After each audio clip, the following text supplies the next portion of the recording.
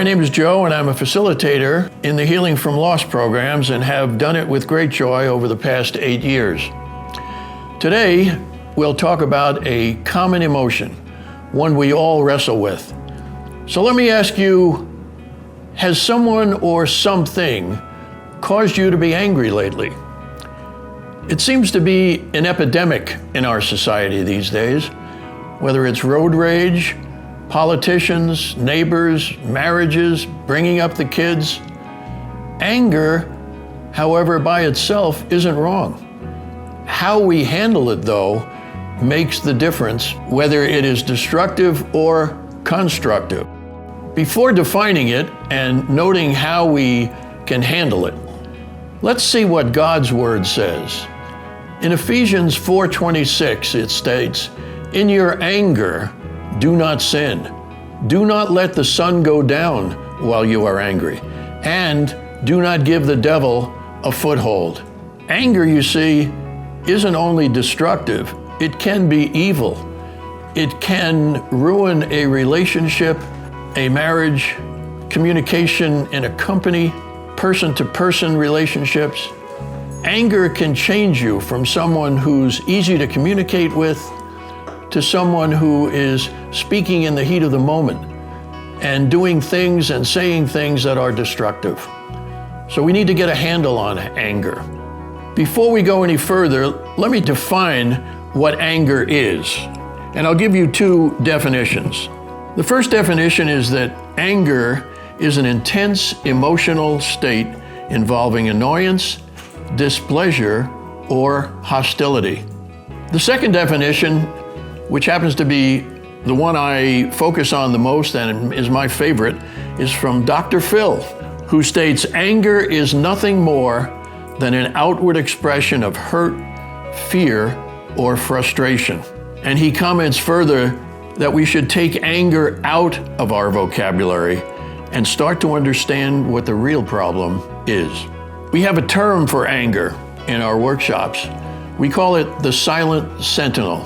It sounds the alarm and asks, what's going on? Why am I getting angry? Now let's take a few minutes to focus on questions to ask yourself as you feel anger rising, and what you can do to turn it from something negative to a positive. There are 4 questions I'd like to talk with you about, and in the course of that, I'm going to give you my own personal experience with these to help clarify them a little, I hope.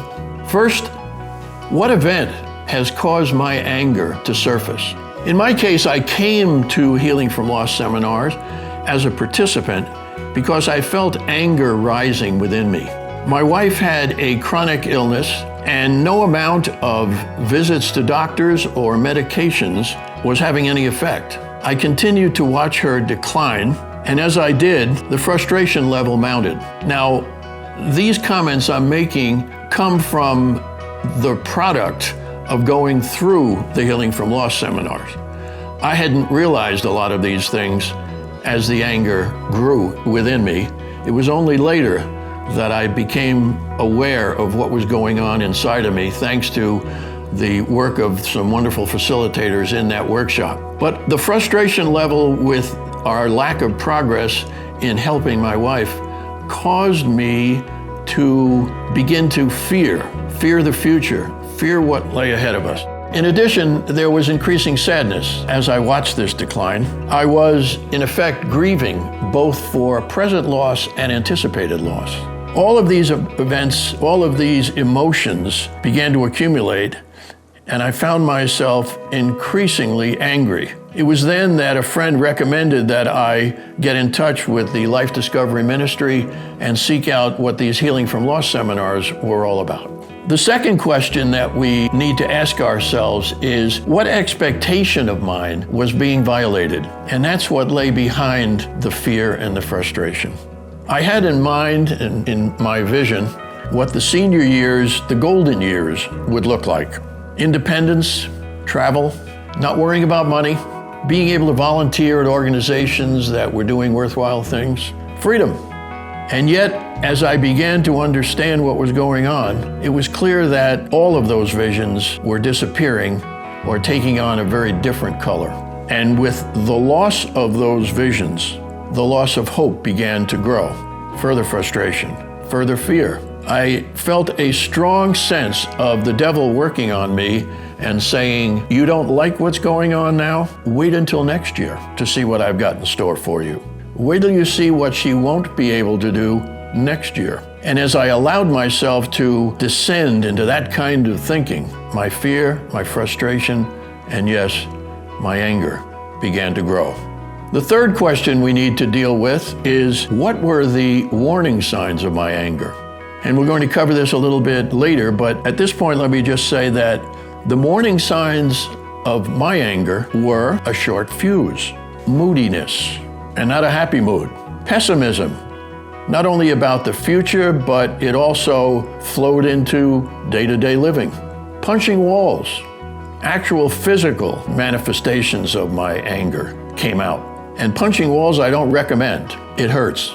The wall always wins, and you don't get anywhere. But there are physical signs that you will note in yourself, and we will cover those a little bit later, that are the sentinel that tells you things are not going well. There are emotions rumbling around inside of you that could be destructive, and you need to recognize them and deal with them.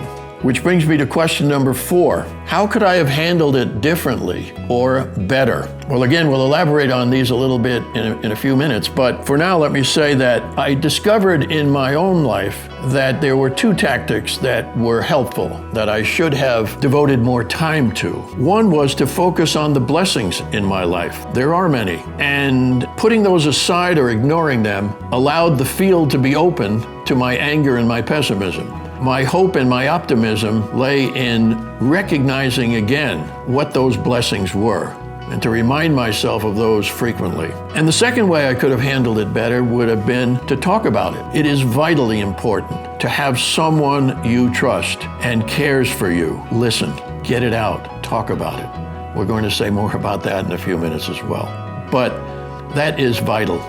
Don't keep it in, get it out. Find someone, and hopefully your life is enriched to the point where you have one or more people who you can trust to be a listener for you. So those are some of the ways that you can handle emotions and deal with anger in constructive ways. Now let's turn to some very important do's and don'ts of how to handle your anger. Do speak up when an issue is important to you. Don't expect people to anticipate your needs or read your mind.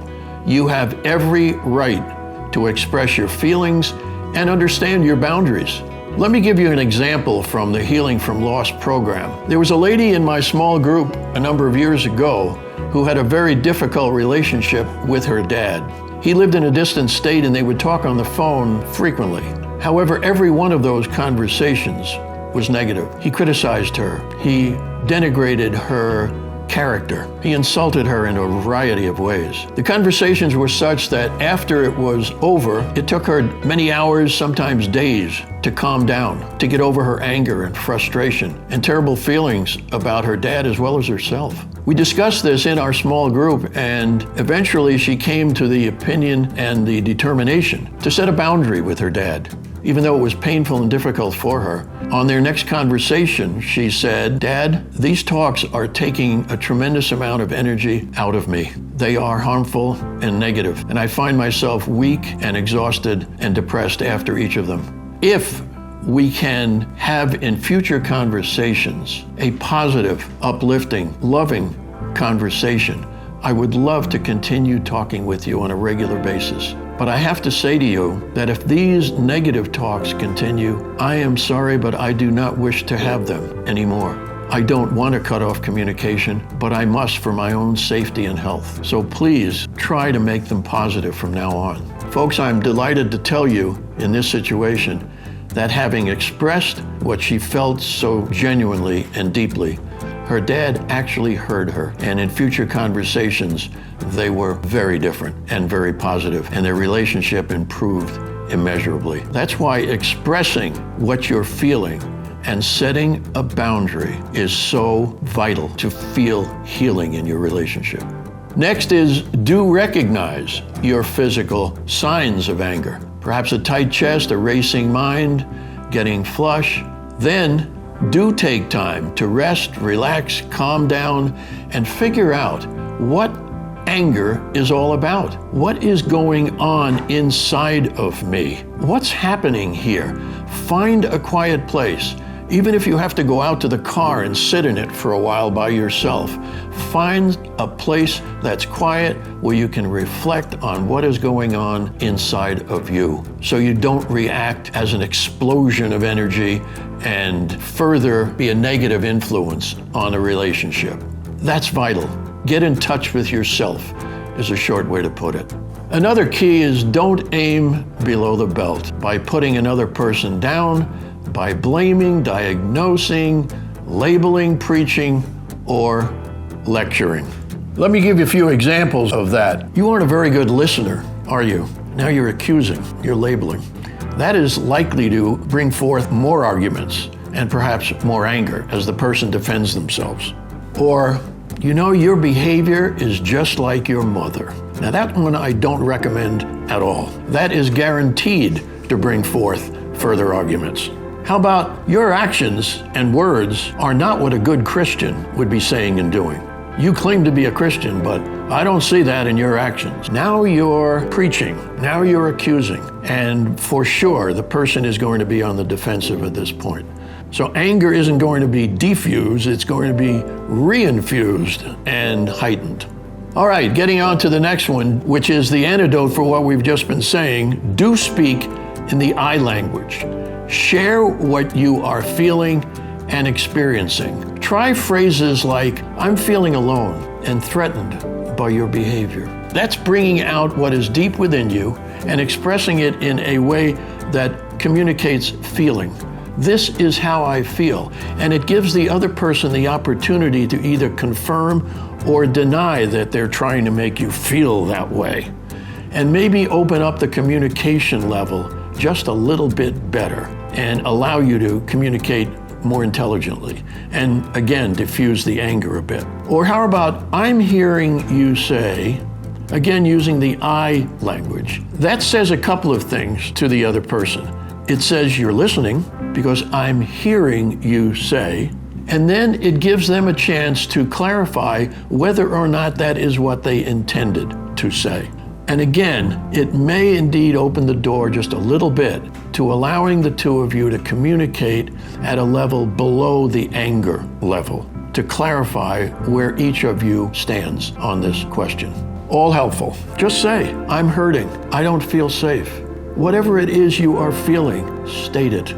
Next question is, do recognize that each person is responsible for their own behavior. You don't get to control someone else. Also, that you are responsible for your own behavior and feelings. No one makes you angry. You react in an angry way when someone does or says something. Why? Why are you reacting that way? That's going back to examining yourself again.